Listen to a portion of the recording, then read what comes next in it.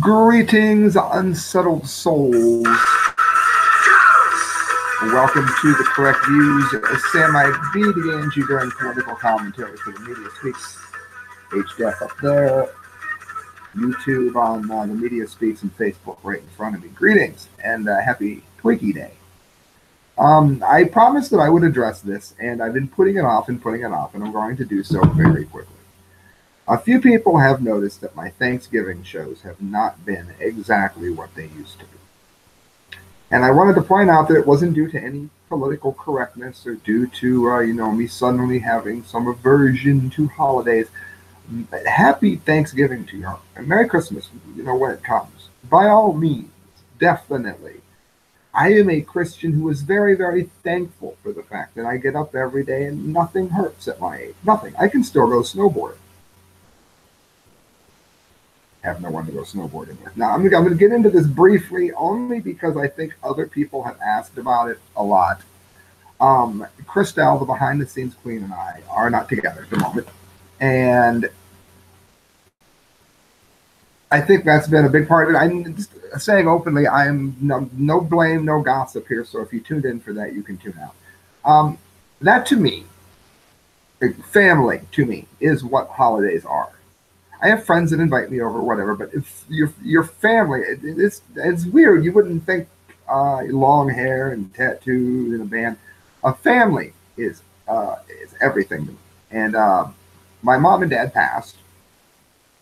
Christelle and I are not together, and we used to do. We do crazy things, or we would take on Christmas, and we'd put anything we didn't want anybody in our bedroom, and keep our bedroom off limits. But what you're seeing here is a duplex. We would open up every single room in the house with a different theme. Now, this took forever to do, but we would invite people over. One time, we had so many people that you couldn't even move in the rooms. It was wonderful. The sunroom it'll be the Christmas tree, and everybody would go into it and take a number. And each number corresponded to a room. So we had like the horror room in the attic. And I used to work at a Halloween store. So we would make a maze with they have these plastic, it looks like fake trees. They used to have it as a show set. They look like fake trees. They look like bats. So we'd make a maze out of these long plastic sheets in the attic and have like a candle on or maybe a strobe just sort of flickering in the back room. Hey, Dave. Just sort of flickering off in the back room. And then people would go through each, go to the maze. When they get to the end, maybe they'd have to reach into a thing of fake blood, and it would send them to Whoville. Whoville was another room in the house, and it was decked out with anything that had to do with the Grinch. And we would go ahead and hey, Susan, we would go ahead and make all these different designs within the room. Now, you're taking these numbers out of each room. And then, the bathroom might be the winter room, and we had a snowboarder set up, and he was fishing one year for in the tub, and in the tub was bottles, plastic bottles. You had to open up the bottle that corresponded to your number. You had to take it out of the tub, and then go to another room. And at the end, you got Christmas gifts, and you didn't know exactly what the Christmas gift was going to be. You ended up going. It'd take you 15 or 20 minutes to do this whole mission we would send people on, and we didn't send people on the same mission. So there were people traversing at rooms at different orders. And at the end, you might get something from the dollar store, or we would sometimes buy gold or silver or something like that. Oh, not, copious amounts or anything, but some. And then you'd find out, you won gold or silver or whatever. And then just saying in a nutshell, that to me was awesome. That to me was the holidays. And with some of that now not being what the holidays are, I've sort of bowed out of them. So I know that the show has not done, and I'm not saying I'm not thankful for things. I lost my job as a writer, and I didn't do anything wrong. Facebook, as you know, I've made videos on this. Facebook shut down our page for absolutely no reason at all. And this was after Argus Media, who employed yours truly, had given them thousands of dollars. I don't even know how much in advertising. You know, there's about, and I'm not giving you a sad, poor me story. Do you realize that there might be about 800 writers? No, I'm sorry, there were 800 sites. There are probably 1,800 or more writers, at least, that were unemployed as of a month ago. That Do you know that now is like the worst time to be a writer ever because everybody and their brother is interested now in trying to get a job to replace, if you imagine having 800 factories closed, it would not be a good time to be a factory worker. Well, that happened to me, but I can tell you what, I've been only DJing 2 and 3 nights a week while I figure out exactly what I'm going to do, trying to give Argus Media time to win their lawsuit, whatever, whatever. Managed to make ends meet just DJing. Because, I mean, there's definitely things to be thankful for in life. But, I mean, within 1 year, I managed to lose the band. And the band was like a family. The band was everyone in the band, everyone at the label. We saw each other every single day. And we actually lived the way that people say bands don't. Now, we didn't live together. But everyone in that unit saw each other all the time. It wasn't infrequent. And again, no gossip, so I hope you didn't tune in for it. That fell apart. We lost our record deal, and that was a big one to me. And not only am I a big family wife person, again, I was hoping to have kids this year. I was imagining what my kids were going to look like because both my wife and I have eyes like Pringles cans. So, I mean, it should have been interesting to see what color of googlies they came out with. But also, when the label went south, I pulled away. I'm not going to say I'm an unhappy, miserable person, but it changed me. It was a very big blow. I managed to lose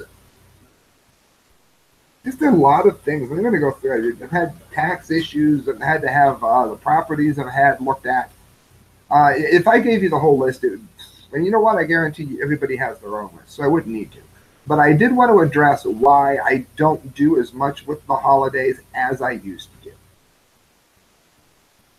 I'm just not into them as much anymore. Holidays to me were opening up your house, doing something like that. So again, on Halloween and those, I sort of hide behind the characters, so people didn't really notice it. I just made more of the characters. Why? Because Halloween to me was going to Hollow weekends.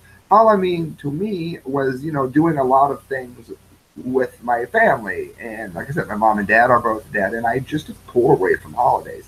That doesn't mean I'm against them. It doesn't mean I think you should say Happy Holidays instead of Merry Christmas or anything ridiculous like that. It's just that for me, personally, I sort of don't really have the things that make me all about holidays going on in my life. So I'm not going to come on here and I'm not going to fake it. It reminds me of the NFL ban, and this is the last I'm going to say on it before we get to news. I boycotted the NFL because of the kneeling nonsense last year. Boycotted it outright. I said that I would watch if the New England Patriots made it to the Super Bowl, and they did. So I did watch that game. I went by myself. That was a lot of fun. To BW3s and watch them get annihilated. They got destroyed.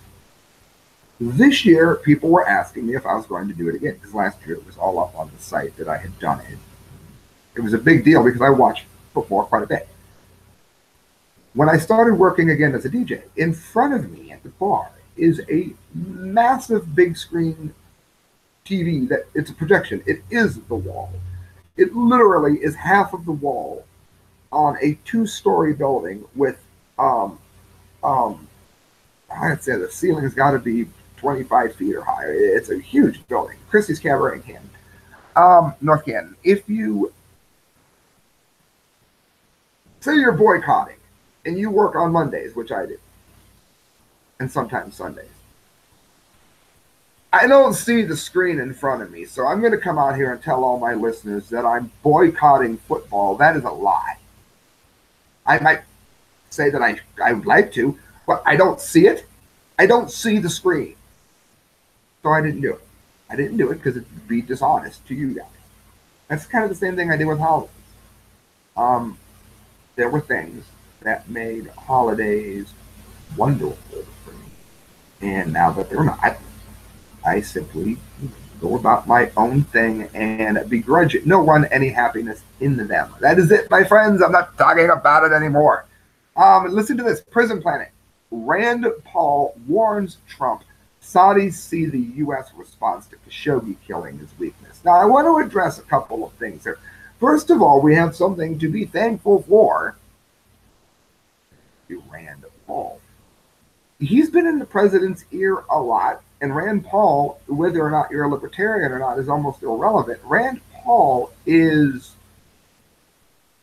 a peace-first person. Peace, not war. He wants Trump out of Afghanistan. He wants that money that we're paying trillions of dollars in the last 17 years. Trillion with a T. He wants that spent on American infrastructure. Now, I know they battled back and forth. But Donald Trump said the funniest joke ever. He had it up to here with Rand. But they always got along before. And it was a hard-fought battle to get in the White House, and they get along again. Well, there are a lot of people flooding my Facebook page and my YouTube page with these memes saying how Donald Trump hasn't done enough against Saudi Arabia. All right, he sanctioned them, first of all. And Rand Paul is trying to get him to stop selling arms there. Now, if both happen, what do you want, people? Well, you're people that are against me so much are always telling me how liberal they are. Okay. You want war? You want Donald Trump to go to war with Saudi Arabia? I like Rand's idea. Let's just get away from them. Leave them to what they do. Leave. They're not harming Israel. They're not harming our interests. Leave. I'm personally very thankful for that kind of thinking. So here's what Paul is saying. This is Steve Watson. Senator Rand Paul has warned President Trump that a more severe response is required for the murder of Jamal Khashoggi, who I spelled wrong in the comment lines I see. The Saudi regime will view the U.S. as weak, according to Paul. In an interview with CBS on Sunday, Paul noted that sanctions are not strong enough. We need to punish we need to punish who ordered this, who's in charge, and really the only thing they understand over there is strength. He also said, I think we will see sanctions. I think that they will see sanctions as weakness on the part of the president. And if the president wants to act strongly, he should cut off the arms sale, the senator continued. The thing about sanctions is that I think sanctions are pretending to do something without really doing anything. So for all of you that say that they hate all Republicans, okay, I used to feel the same way. Don't forget, I'm a libertarian. And a lot of you don't know that I voted for a lot of libertarians who lost in the Canton election, in the Ohio election. And you know what? I don't regret doing it because it strengthens that point of view. It makes people say, hey, look, this percentage of people voted libertarian. And you end up with more people of that mindset like Rand Paul in the American government. So I'm not sorry that I did it. But my point is, you have a lot of different views within the GOP right now. While the Democrat Party, in my view, is stuck somewhere where the Republicans were in the 90s. The ones who are not inclusive now are not the GOP, it's Democrats. Because if you don't believe in everything that they do, you are crucified. I'm not necessarily against the morning after pill, by the way. I don't have a problem with it, to tell you the truth. Other people are adamantly pro-life within the conservative movement. I'm not. I'm against third trimester abortions. I'm not real fond of people using abortions like birth control when you can just buy a condom. But if a condom breaks, maybe your family, even if you're married, maybe your family can't afford another kid. I don't have a problem with the morning after pill. Some conservatives do. If you are a Democrat and you would say something to the point where you don't necessarily find yourself to be pro-choice, you might have a hate group marching in front of your house. So this matters. And there's a lot of diversity within the Big Ten right now. Trump has opted to place sanctions against 17 Saudi Arabian individuals thought to be involved in the plot. However, most of those people are already in prison, Paul points out. The crown prince runs the country and we deal with him. If we put sanctions on people who are in prison, we're really doing anything to punish them. They're already in prison, Paul explained, referring to the CIA's indication that he believes the crown prince Mohammed bin Salman ordered the killing. Paul said, I think the evidence is overwhelming that the crown prince was involved, so no, I don't think that we can sweep this under the rug. You know what? This is good to see. Again, things to be thankful here. Rand Paul has stood up for journalists. And like I said, there aren't a lot of people standing up for journalists. There really aren't. There, again, 800 websites were shut down that didn't do anything wrong at all. Now we've got, on the other side of the world, journalists being killed. Well, things tend to happen in waves. How long until things like that start happening here? Well, that could never happen in the U.S. Yeah. And you would never have a big brother watching everything you type into the internet, right? Taxes would never be as high as they are, right? It's time for us to quit saying what can't happen, and it's time to really start being grateful for the people who are making sure that some of the things that aren't happening are intact. I know that sounds weird, but I've said this a couple Thanksgivings and I stand by it. One of the only things I'm really grateful for are the things that haven't happened.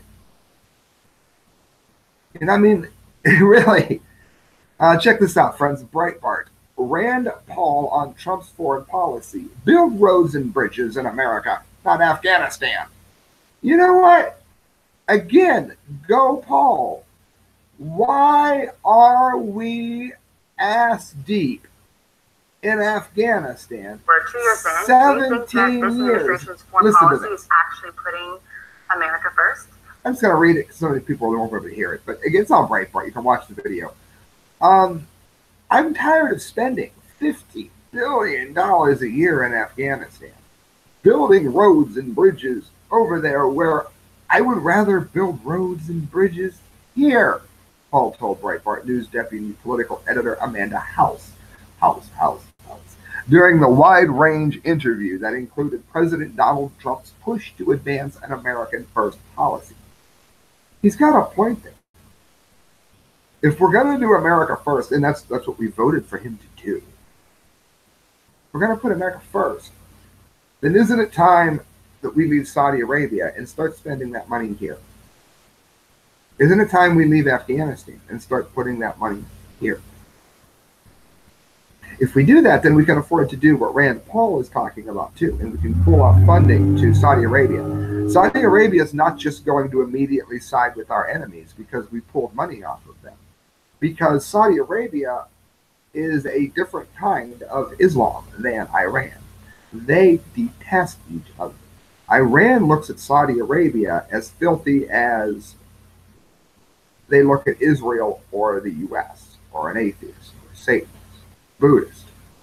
They are the enemy. So we don't need to be selling arms to Saudi Arabia in order to keep Saudi Arabia on our team, so to speak. That's very important to keep.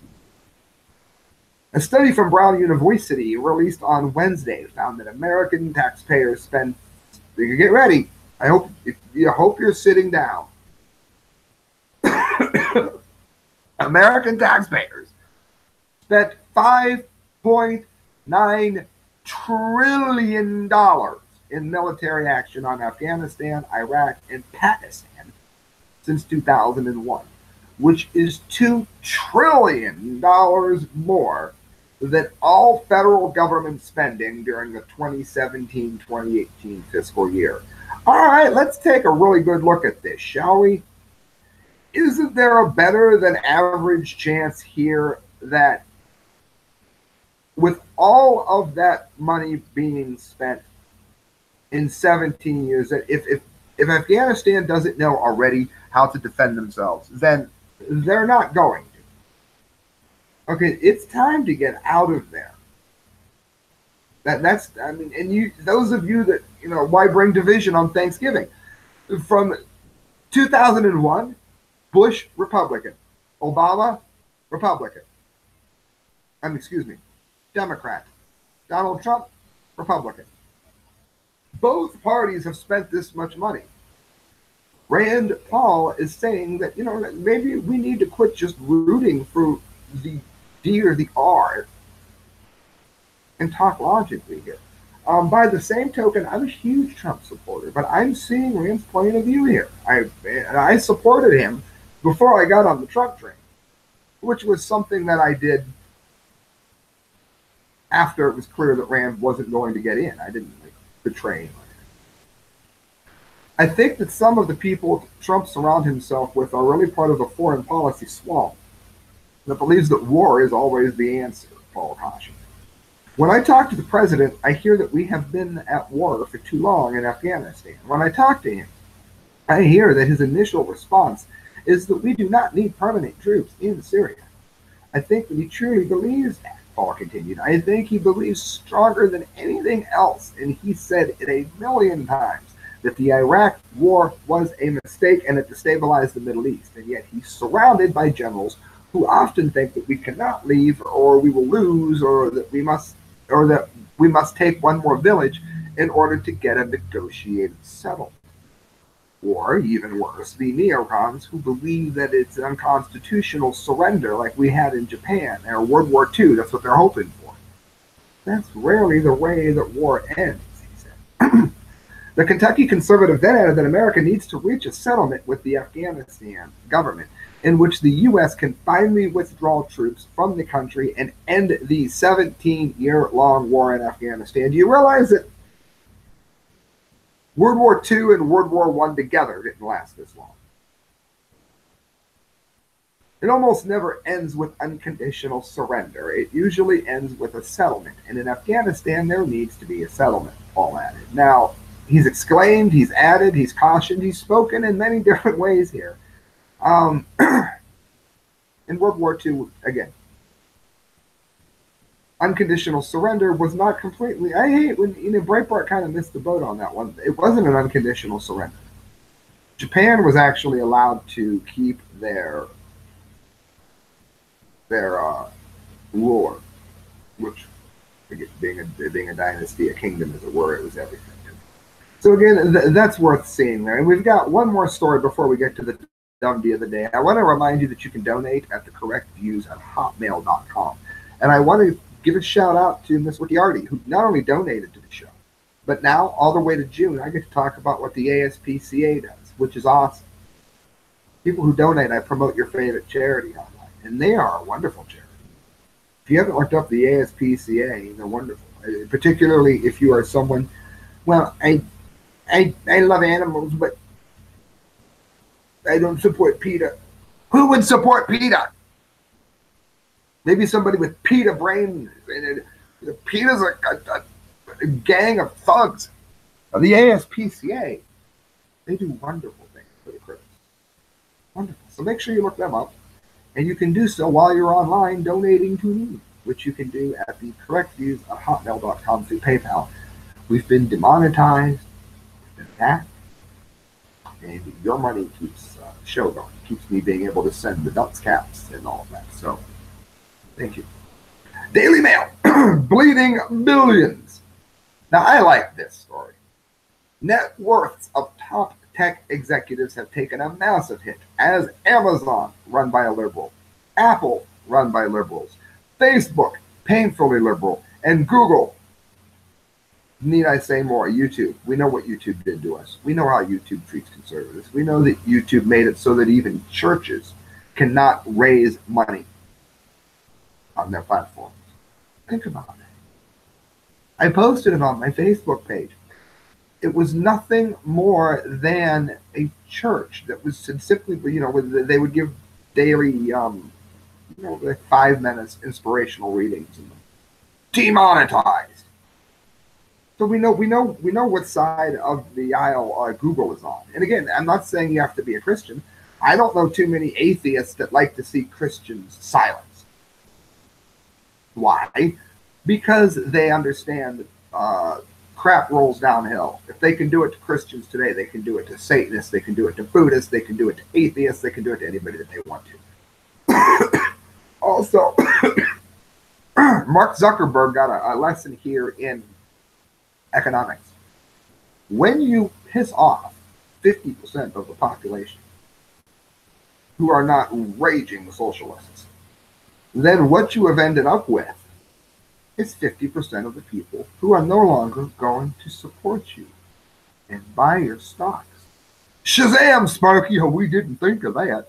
Use the thinking part of your brain. I mean, really, people, what did you think was going to happen? Look at Mark Zuckerberg in this picture. He looks like the girl, the alien from The Ant-Word. I hate that band, but again, if you want to know how I'm thinking on Thanksgiving, listen to Alien. Sometimes I do. I feel like, and I read stories like this, and I see how unbelievably short-sighted these billionaires are. That they can't see where if they eliminate the free speech rights and the access to their platform from 50% of the people in the country, then 50% of the country is going to stop donating. They're going to stop buying stocks. Clearly, they're not going to quit using Facebook because it's already become part of their life. So Mark Zuckerberg is like, all right, well, what are they again? I ain't going to quit. They built their whole online life around my platform. What are you going to do? We're going to quit donating. We're going to quit buying stocks. That's what we're going to do. Dumbass. The world's richest executives at tech companies, including the list I read: Amazon, Apple, Facebook, Google, leftist, liberal, fascist, socialist, as my set falls apart, took a took a massive plunge. Oh, that's great. Did you see that? It took a massive plunge on Tuesday, and investors scrambled to sell their shares. Let me know if anyone saw that. That was the most hilarious on-air mishap that has ever happened. That's great. I hope D-Lake makes a meme out of that one. I'm counting on you, David Lake. I'm counting on you. Amazon CEO Jeff Bezos has lost a stunning $42 billion since early September, according to Bloomberg Billionaires Index, and the e-commerce giant stock has dropped more than 25%. Ooh, that's a quarter back when I went to school. Embattled Facebook CEO Mark Zuckerberg, who took the jobs away from 800 outlets and thousands of journalists just because he didn't like their point of view, has also taken a beating, as reports indicate that he's lost $34 billion since late July and is now worth $52 billion, ranking as the 7th richest person in the world. How about YouTube? Google Tube. YouTube's been garbage ever since they took it. So how's Google doing? After all, they demonetized all the people that I just told you about. How are they doing? Their chiefs, Larry Page and Sergey Brin, have lost a combined $20 billion from their peak wealth in July, as the search engine stock has dropped 20% and closed in a bear market on Monday for the first time since 2011. If I read any more, the whole set may plunge with it, but I wouldn't be surprised if my house fell into a sinkhole. Bezos, whose net worth peaked at $168 billion in September, appears to have taken the biggest hit in recent months, though he remains the richest person in the world at $126 billion. Do I hate him because he's rich? No, I'm actually happy he got rich.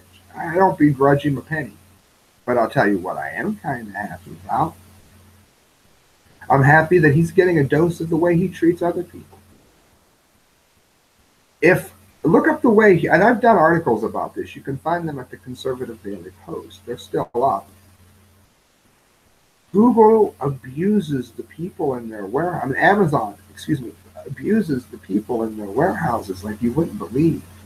They time how long they're allowed to go to the bathroom. They are just dreadful to them. So why? Why would anybody support them? if they can't get an unbelievably high number of items sent, packaged, shipped, whatever, they could lose their job, and they work under such stress that it's unimaginable. And percentage-wise, statistics show that their employees are on psych meds and seeking counseling at a rate that's way above the national average. And if that didn't say enough, we've got this. Oh, that sounds like the dumbdee of the day. It is the dumbdee of the day. For those of you that don't know, like my good friend Roger, we do the dunce cap of the month each and every month. And we do the dumbdee of the day once per show. Dumbdee of the day here, guys. Oh, my God. George Soros, and the dumbdee is going to the leftists, the Amazons, the Googles, all the people that trusted the fat, deep pockets of George Soros and his varicose vein finger. Shout out Skid Row. Economic collapse, Michael Snyder. George Soros sold huge amounts of Facebook and Netflix just before tech stocks crashed. So, somebody's got some inside knowledge that he doesn't want the rest of you guys to have, because you guys didn't know it was going to happen. But how did Big Daddy Soros?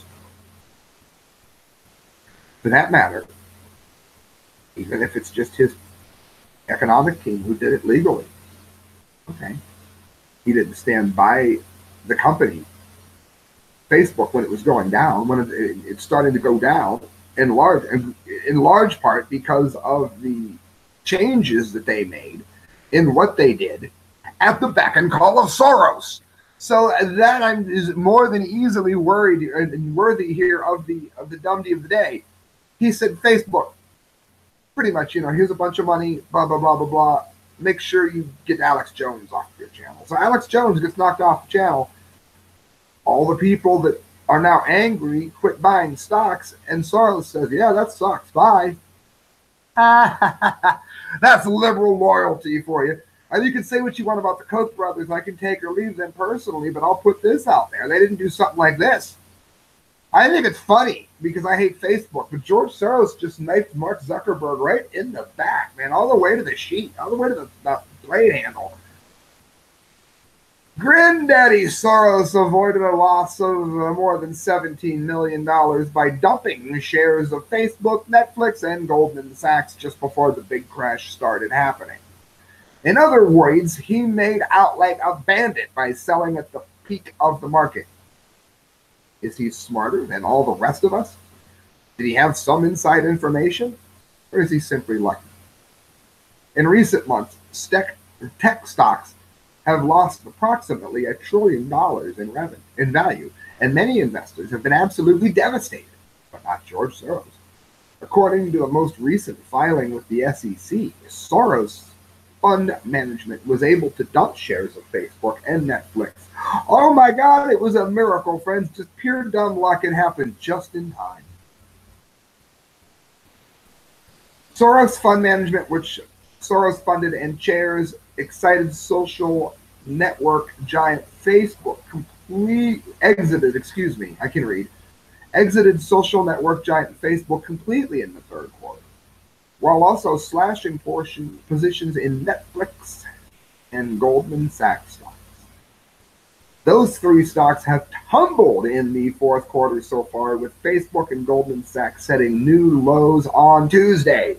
They are down almost 20% and 15% respectively so far this quarter.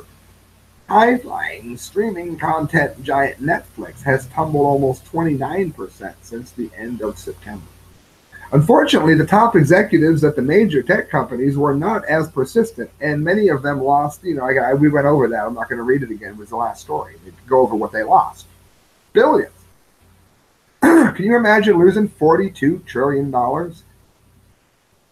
The atmosphere on Wall Street has completely shifted over the last couple of months. Not too long ago, everybody was saying that the market was doing great. I don't think the market is doing that bad.